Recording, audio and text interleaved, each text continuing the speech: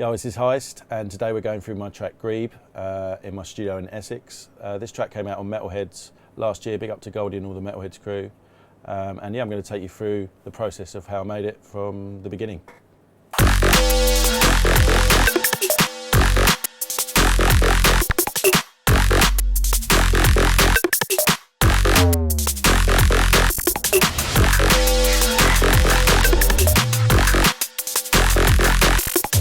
This was a track I made and got inspired to make actually when I was fishing.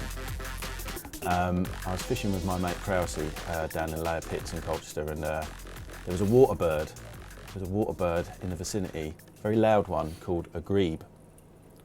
And I don't know why, but I took a recording of it just thinking it might be funny just to try and use it somehow, process it somehow, of the bird. In my iPhone, because the iPhone's got quite a good recording. It was really loud. It was like, 10 feet away from me, somewhere in a bush. I got this recording and brought it home and started this track basically. Used the Grebe sample as the inspiration for it, I guess you could say. Just as a kind of laugh, really. I do it all the time with funny inspirational stuff. Like I've used zombies, I've used, spaceships landing, I've used video game sounds, and sometimes it's just a good way to get going. I'm going to play that sound for you. Great crested grebe. So this is me recording it at the fishery. It was a blisteringly hot summer's day. You can also hear like a wood pigeon. It's in there.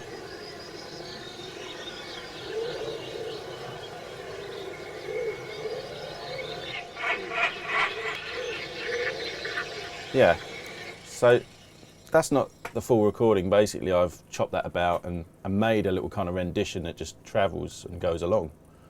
If I zoom in, you can see here, that's the sample. And then there's been several cuts made and, volume changes, and just kind of made it fit really how I wanted it to with the track. It probably initially just started being flat, and then I just went in and processed. I've put a couple of, let's turn the plugins off. So there's some processing on that. This is completely dry now. You can hear the wood pigeon there. I think it's a wood pigeon. I'm not sure, maybe it's not. So the first plugin I've got on there in the chain is the CMX. The CMX just gives it a little bit of width. You can hear it straight away if I turn it off. And that's because the signal is actually mono. Pretty much, there's no width there at all. An iPhone will record in mono. And yeah, that's just giving it the width. And then I'm using Discord. Use this for some pitch shifting, I think. Let's just try it.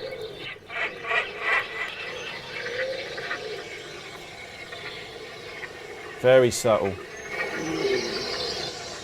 Hear that? That's that plugin. Essentially what's happening there is a pitch shift delay, different synced. We've got one here doing a half triplet, one here doing 1/8. So yeah, a little bit of pitch shifting. And then the final thing that's on there, I've got an ozone dynamic EQ. Now this is another subtle thing I use, but quite important. It ducks out the grebe's resonance. As you can see, it just did it there. It ducks out the grebe's resonance in that frequency whenever it comes in too much, but it's not constantly cutting the frequency out because I didn't want that. There we go, I just did it again. So that's the chain, basically, for that, and that's the whole complete sound playing. But it's a nice subtle kind of difference. Just takes it out of the comfort zone a little bit and just gives it some dynamics, do you know what I mean? Like, I don't like things to sound too straight down the stereo image. Sometimes that can sound so sterile. A little bit of widening goes a long way. All right, so I started with that sound and basically started building a composition around that. So I'm pretty sure I come up with the atmospherics for this early on without the beat. So I had the grebe. Yeah, and then I found this. So I used this. Definitely the second thing I found was that. That's a contact ensemble.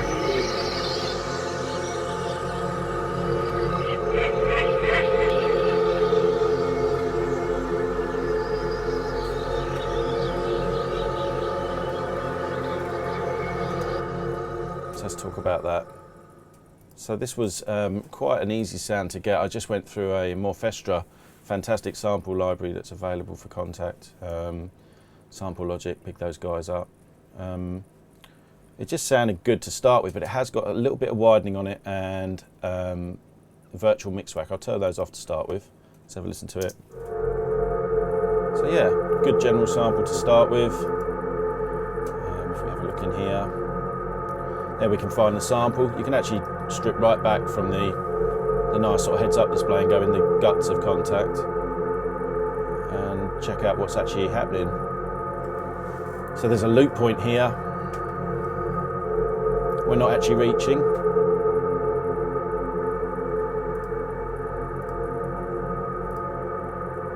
Okay, so that's the basic sound. I don't think I did very much to it at all. You've got several different things. You can do a low cut. But I left that all just as it was. Get that looping. In Cubase, if you want to just loop something, you can just grab two elements there and press P and it loops it for you. That's a standard kind of shortcut in Cubase. Okay, so that's the basic pad, and then I added a side widener by Boz Digital Labs, friend of mine. Again, just adding width, just put it on. And straight away, I can just hear that's a lot more more interesting in the stereo image. You can turn it off here with the bypass button, and you get a nice this is what we actually started with. It gives you an indication of what you're starting with. It still gives you a visual representation. It's not until you actually engage the plugin that you get the full potential and it starts to show up a bit more there. So a visual and a sort of audio plugin. So yeah, this Boz Digital Labs, this edition of this plugin is free with Computer Music. If you buy an issue of Computer Music, you basically get a code and you can go straight over to the site and grab that for free. Big up Boz Labs, like I say, and JST. Okay, so that's giving us a little bit of width. Definitely helps with the stereo image, and just sitting, making it a little bit wider. And then I've used virtual mix rack. This is Stephen Slate. Fantastic set of plugins. Let's just turn that on now.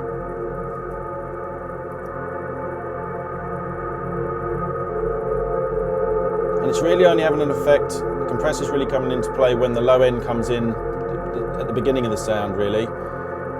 I've got Revival not actually doing anything at all. I probably tried that, but turned it off and just kept it to this. And that's all I've got on there. Very subtle, simple editing. But there is some EQ. Rather a lot of EQ, more than what I would usually use. Let's just turn it off.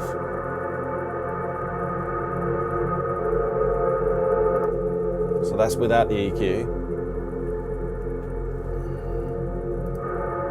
Getting with it. So I've rolled off and boosted high mid. Rolled off the top with a high cut to about 2000 Hertz. Just shelved off the bottom, not cut it off. Sometimes it's better to do that, just dampen it down. You know, you can stay in the party, but can you just calm down a little bit? You know, you got to try that. Don't just cut it off. I'm cutting it by 5.5 dB at 100 Hertz. And then the mid boost, the high mid boost is at 14.25. That's a 12 dB boost. That is not what you would usually do, but it worked in this instance. And if it works, go with it. You know, my levels are good. If you look at the actual level of the pad there, it's not in the red or anything. And that drastically fills a hole of mid-range that was lacking in the sound for me. Okay. And that's just a very sultry tone, basically. Can't even really hear it, but it does. It's Morphestra again. So yeah, two elements from one sample library basically can come together and make a nice lush intro if you add that to everything else. And that's the intro. if I take the Morfestra, the second Morfestra away, we lose the bottom end essence. It's just gone. So I guess when it comes to cinematics, and I mean I teach this a lot, I do a lot of tuition on cinematics, people want to know how to do this stuff. I always say just build the layers in your mind, like, you know, have something operating that really does concentrate on your low end, if that's what you're after, if you're after a warm sound, vice versa with the top end, and just, you know, mix several different signals. Often I'll have 6 or 7 different synthesizers doing, say, a cinematic intro. And I find that I just get everything I need and I keep building it until I'm satisfied. And it is quite satisfying having all of those different elements all running together. So that keeps me going, I guess. It's quite inspirational, you know. I mean, in intros as well, when you're doing them, like a lot of people do leave space and just want the impact of the bass to be so much, but there's nothing wrong with having some warmth in there to just warm it up and make it sound a little bit more comfortable for the listener. Like some of the intros I've heard in recent years in drum and bass is just so ear-piercing, you know. And, you know, it's my opinion, but I never really go for that. You'll never hear that with one of my intros. And yeah, it's easy to forget that you need warmth on the intro as well as the drop. And that completes, there's no processing going on there. I must have just laid that in there just at the right level. When you add that to the other contact, they just complement each other nicely. Yeah. And then the Grebe. And then we've got a little hi-hat going on in there. Notice how all my stuff is in groups as well. My drums are in a group. My bass is all in a group, and it just keeps cleanliness for your working environment. I think that's really key. I really kind of think if you're using Cubase, you should definitely be using the fader options, the folder options for all your elements, and just get it all nice and tidy. You can always go in, you can always press Z and get an overview, and it makes it easy to move everything about as well. Okay, so if I go into the drums now and have a look at that, there's one element there from the drums. You can see the open hat.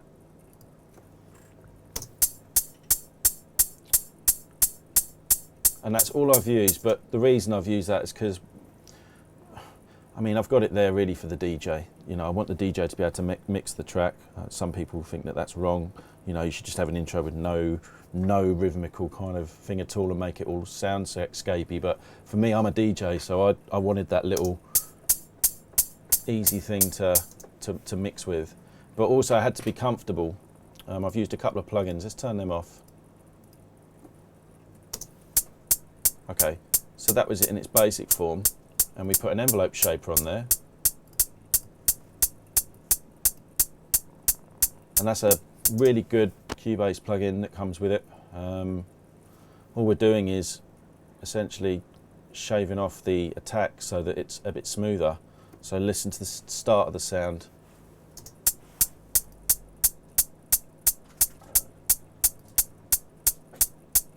And it's really subtle.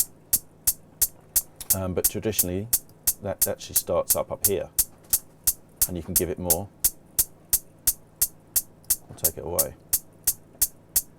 And then I added a reverb to that, and this is a Waves reverb. It's quite an old one, but still a favourite of mine. It's the R-verb.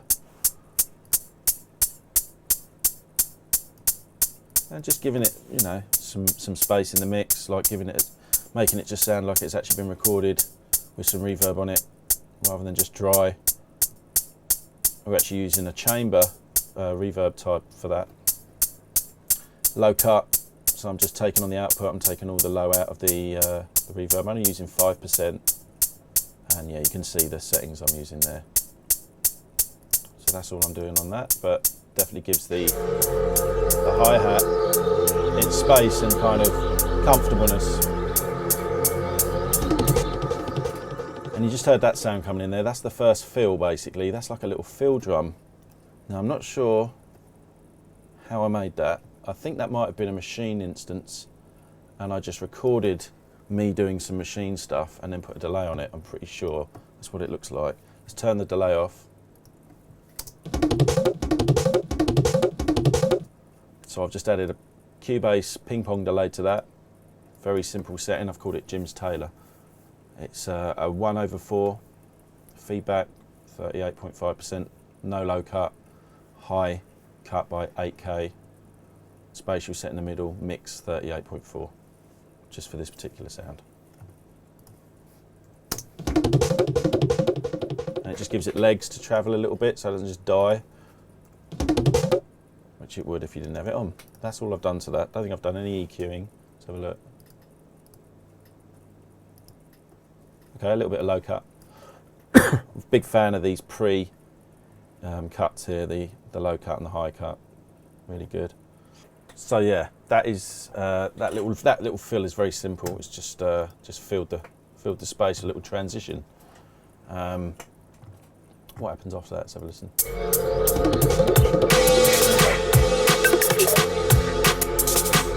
So the beats. Let's get a loop of those going.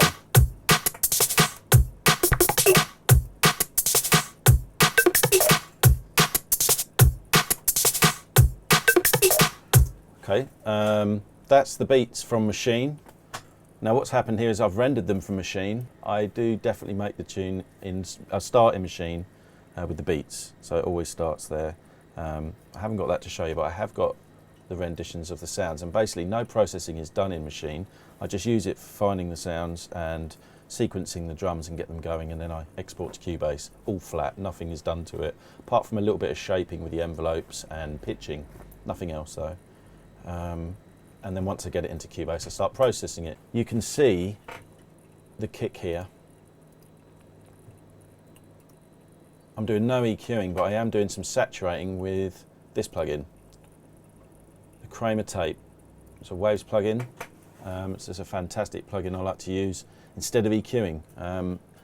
You know, I say to a lot of people, saturate instead of EQ, and they don't know what I mean. And what I mean is, instead of putting some curve in at your top end or putting bottom end into something with a curve on your EQ, see if you can saturate the sound to get that effect, essentially. And that's what I'm doing with this plugin. Whenever I'm kind of saturating, I'm always kind of thinking about the record level in and the playback. You know, if you push it really hard going into the plugin, you're going to have to kind of gain stage it so that the output isn't just loudness. You're looking essentially for colour and not just a gain range. So let's just have a little listen to this on and off. This will probably be subtle because I think the sound's pretty good already, and I do sort of recommend that. Get the best quality source material you can.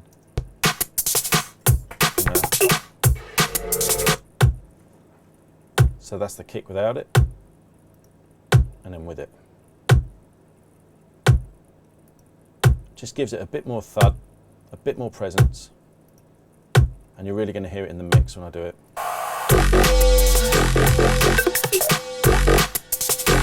Turn it off. The kick almost disappears.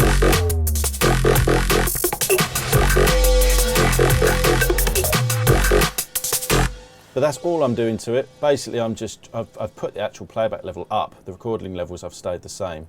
But it's not just a gain, as you can hear, it's not just gaining it, it's also using the algorithm of the plugin to actually give it some colour as well. It's not just about getting gain and louder. The next element that's actually audible is this element,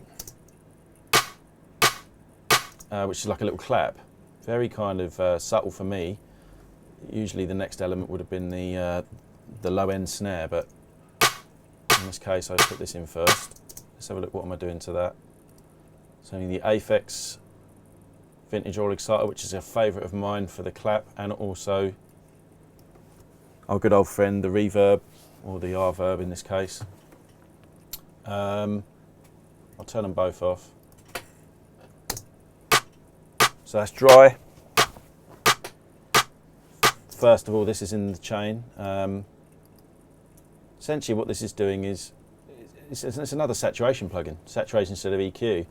This brings out top end and sort of clarity and stuff, and you can drive this a little bit more on the input. I've actually taken the output down a little bit this time, so the reverse to what I just did with the other saturation. I'm actually reducing the output, not putting it up. And it's all about this guy here. This adds the essence of mix to it. So that's with it, that's without it, real subtle. And then the reverb is just, again, tight reverb, time 0.23 seconds with a size of 18.5. This time I'm using a chamber. Oh, I'm using a chamber again. I thought it was a different one. And I'm rolling off the bottom end again, 5%, similar to the other one. But it's just giving it that presence that it's not just wet, not just dry in the mix. Without it's very dry.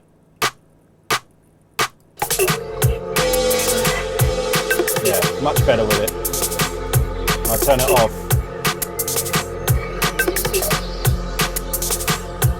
Sometimes those simple little things, those elements of what your mix is lacking, if you can't get your reverbs right, it can sound very sterile. I sound like I'm sort of giving you bad news. It's not bad news. Try that out, it will help. It will definitely help. The next element in that mix is this. So this is more of the low end thump of the snare, giving it more kind of, smack on a system. What are we doing to that? We've got two plugins, I'll turn them off.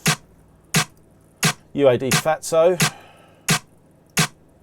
a fantastic plugin, the UAD. Any of the UAD stuff, big up to those guys. This is the Fatso Junior. There's actually a senior version with more dials, but this one usually suffices for me. It's essentially a distortion and a compression in one. The distortion is sort of measured along the top here where it says warmth, and then the compression is here. You've got several compression settings that you can press by changing this. And the distortion's here. Look, you've got a warmth button, and you can press that to change that. It's really about the inputs and outputs on this again. Let's just see what it's doing. Just without it. And that's with it. Now what it's doing is that you can see the warmth's really lighting up there, and it is taking away a lot of that nasty high mid and just making it a bit softer, because we've got the high mid, remember, from the clap. If I had the clap, so that sits a lot better with it than if I've got that off. That for me is fighting now. Yeah. We're also compressing it quite hard, look. Light's going up to 15.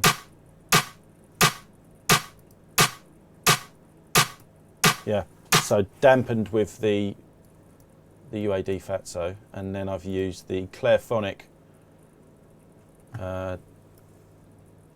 which is by UBK. Fantastic plugin again, use it a lot. It's really good for clarity and just bringing things back when you've done what I've just done, which is really kind of warm something up and almost sort of dampen down that top end. I can now bring it back with this. Let's have a little listen to what this does. I'll turn off the clap so you can just hear the snare. All right, so I bypass it here as well. Just brightens it up a little bit. A little bit of clarity I'm adding to it, a little bit of focus. You've got several different parameters here you can change, and you'll get a slightly different kind of execution of the sound. Really good for just boosting that top end a little bit. There you go. It sounds a bit too dull now. So I just brought it back with that, and that's all there is on that. Don't think there's any EQing. No. Oh, sorry. I'll tell a lie. There is a little bit of reductive EQ. A small cut at nearly 2K, just under 4.8 on the subtractive EQ there. Let's have a listen to that. Yeah, just dampening that mid-range. Again, it was quite a mid-rangey sound to start with, and I had to use, I think I probably used this at some point either before or after the Fatso, and then the Clairphonic probably come into play. But that's all I'm doing on the snare. Nothing else is really going on. There is a group bus which I'm going to talk about, which all the elements are going to, but at the moment we're just going through these single elements. We've talked about the hi-hat, that's done. So these next elements, groups B and C, these are all kind of shuffles I made in Machine. I can tell they're definitely from Machine because it says group, and it shouldn't say that, it should say what it is, but that's my poor organisation, which is better now. Let's just have a listen to what they're doing. So, okay, so quirky percussion basically.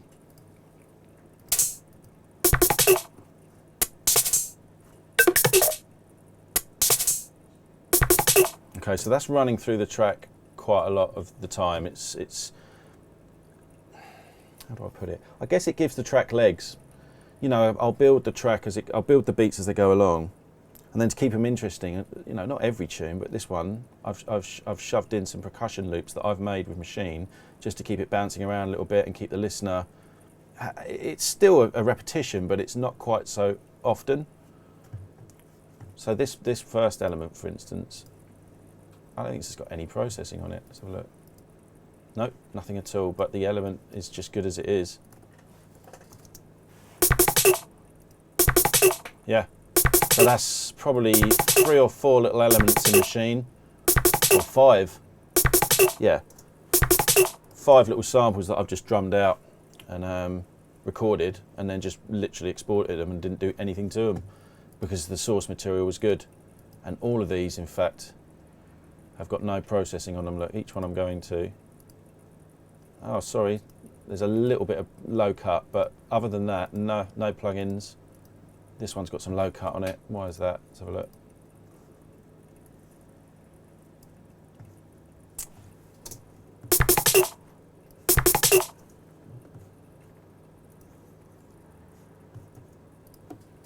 Press P. Yeah. Okay, so that's a bit of filth probably underneath that. Let's take that off and see what that sounds like. Yeah, there it is. So big load of filth, just got rid of that. Fantastic, Cubase low cut, use it if you're not using it. Don't waste getting a plug-in to do it, use your basic EQ. So this sound here, this loop, that's essentially 5 little sounds, 5 individual one-shot percussion hits. And what I've done is I've probably had those on Machine with a range of others and randomly just gone digga digga digga, pretty much, and just liked it, and then maybe moved that MIDI around and got a few other variations, which is why some of these sound similar. When you go to this one, it's probably the same MIDI, just different sounds. See what I mean? So when you go to this one, it's got that, it's the same MIDI, it's just a different set of sounds the way that I've arranged the MIDI. That's why Machine's so good, because you can literally just have 16 sounds and have ultimately unlimited combinations with them. And I'm pretty sure every one of these has got the same MIDI. Listen, even that one, it's got a different, you know, depending on the samples it's triggering, some are going to be shorter obviously, but essentially that's still the same thing. Yeah, and that's the percussion. All of those percussions are running all on their own channels, even though they've not got any processing on them. They are going to a master bus, which we're getting close to talking about in a minute. All of that together will sound like this.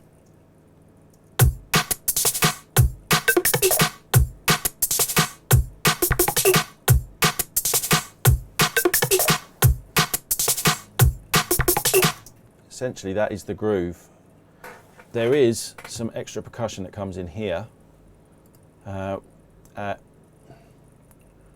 41 it says, it just comes in here. Let's have a look at this.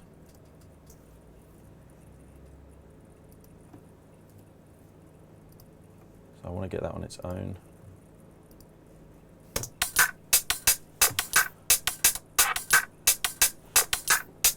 Okay. Not a lot going on this, I don't think. Some EQing, reductive, and just going to look at the, I don't think there's any plugins on it. No plugins, just reductive EQ. Let's talk about this. So if you double click on it, there is the audio, and that is in sync with my track. However, I know that has come from a house. That's like a house track. I produced this in Wavelab with some time stretching to get it in time. And just reductively EQ'd, like I say, took the bottom end away, very, very lightly, 42 Hertz, and then just some shelving, some high shelving at 3.5K there, minus 6 dB, genuine kind of 1Q. Without that, it was a bit bright, so I just dampened it down a little bit. That's with and without it.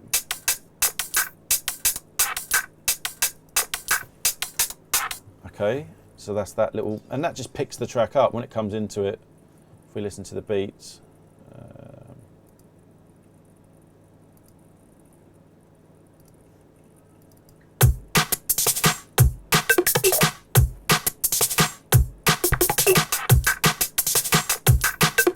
See what I mean? Just gives it a little bit of energy and picks it up a little bit, makes the groove kind of travel a bit more. There's another little fill that's coming in there. Or is that the fill that we did? Let me have a look. Oh, I think it's the one we've already done. Let's have a look. No, that's a different one. And I think the only difference is that it hasn't got a delay on it. It looks like it has, but it doesn't sound like it had one on it. Let me just see.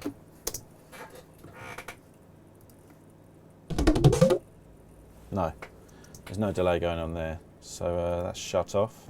And that one was dry, and the one previously, the one here at the beginning, had that little bit of delay. You can see it there. The automation's controlling the delay mix. And then there's another little kind of shuffle that comes in, another additional one here called Break 66. So we'll have a little look, see what that is doing. So yeah, Break 066 sounds like an old, I'm sure there's a proper name for that, like there's so many different names for some of these old funk breaks, but that is, that reminds me of Metalheadz, to be honest with you, that sound. I think I probably shoved it in there because of that fact. I have got a reverb on that, and I'm doing a little bit of reductive EQ. Always with a reductive EQ, you know, taking down low end mud wherever you don't need it, but you have to know the difference. Like I did earlier, I showed you, we're cutting it here, but I was just dampening it earlier. Some sounds like pads, you might not want to cut the whole lot out. Here I am. But the reverb's doing the most work here. If I put that on, it's a very tight reverb. But it gives it that kind of warehouse kind of grunt that it's missing.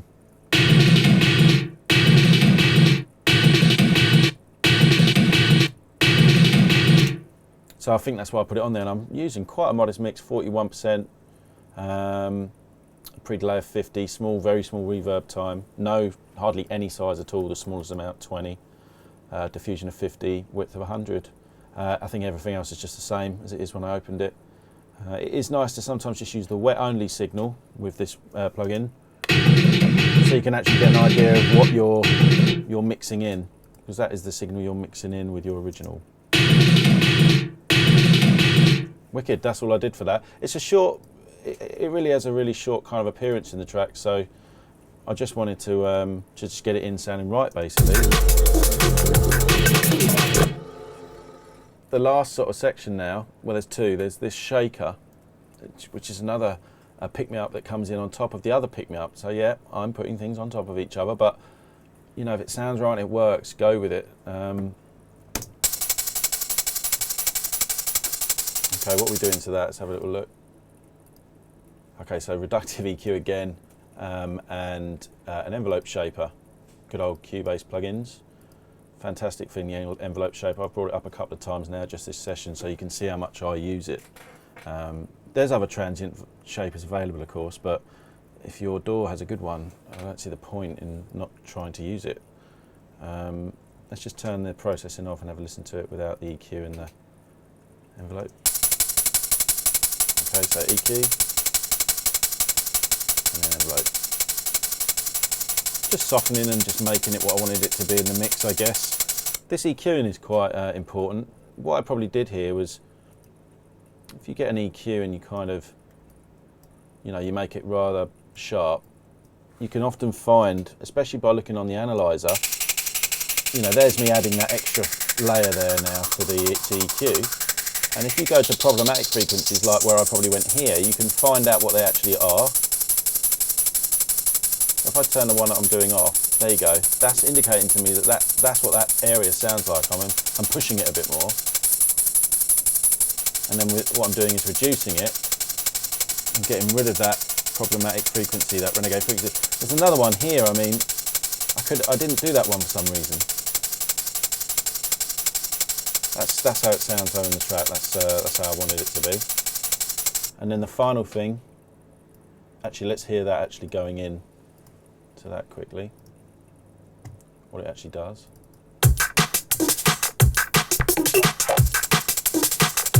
Yeah, shuffle, more energy for that short period of time as well. Notice it's only in there for then and then it drops out again. So this is the last part of the arrangement for the drums, and it's just a load of kind of random percussion. I haven't actually got any processing on these at all. I can't really explain that. That's probably not me turning it off properly, because that's not really doing anything. There's quite a bit of low end in here, and I haven't tried to reduce it. I guess what I'm saying is look at where it's hitting. It's not actually particularly that loud, but it is doing a little thing in the mix. If we listen to the beat, it's complementing these percussions that are going on here. If I turn it off, there you go. It's just, if we turned off all of these guys, it probably wouldn't sit as well. I mean, it's okay, but it doesn't really exist without the other kind of knocks and wood hits. So I guess getting all of this happening first and then adding this on is definitely what happened. These were fundamental, and then these just came in and flavoured it a little bit differently and picked the track up a little bit for me. But that is all of the drums, in essence, all of the beats elements to Grebe. There is obviously the Beats bus, which I want to talk about now. No EQ is on there at all, but we are using a plugin to glue it all together. Okay, so yeah, this is the glue plugin, a fantastic plugin by Cytomic, big up to them. And this is my go-to for doing things like drum compression, drum bus compression. I don't really use it for anything else, and probably that's probably not a good thing. I should try it on other things, but I've got compressors for different jobs that I like to use that for me just work, and you should always stick to that. You know, don't just use one thing for everything, have a variety. What's actually happening then? So if I turn this off, we'll listen to the drums without it.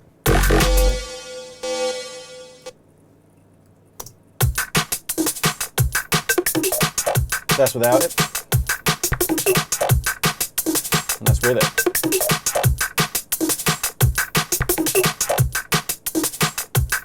I mean, for me, it's night and day. It's just not present like it is when it's on. What I'm doing is I'm using a threshold of -17.1, getting the needle to kind of reduce. Think of this as your actual dB in gain reduction, and it's hitting well over 4, but you know, trajectory of sort of average 3.54 dBs of reduction. The range is set to full. I don't really talk about the makeup yet, because what I usually do is make sure that the needle is returning to 0, which it just about is. There you go. And that's usually adjusted by using your release. You know, think of the release as either letting go quicker or holding on longer. That's always the best way for me to look at it. Attack is the opposite. Attack is you're either telling the compressor to start straight away, or just give it a few milliseconds delay before it starts. And you can preserve transients by using that. The ratio is set to 4:1, so that's a traditional medium kind of area for your ratio. Think of that as the potency. You know, you've got a 2, which is less potent, and 10, which is kind of almost limiting, really. And you know, if you don't have the makeup set up, it's going to sound quite a lot reduced. So that's with no makeup, and that's without the plugin, and that's with the makeup added. And I use that just to kind of, it's quite an inspirational process, because you do it and you didn't realise that you needed to do it until you've done it. And that's one of those magical things about the drum processing when it comes to the drum compression. Like, it really does shock you how much better you can get it by gluing it all together and actually putting it all together and processing it as one. So that was all we had time for part one, but come back for part two so we can continue the track. Don't forget as well, you can check me out if you're looking for tuition, music tuition, one-to-one tuition. The email is heist1to1s@gmail.com. Give me a shout and we can talk more about it there.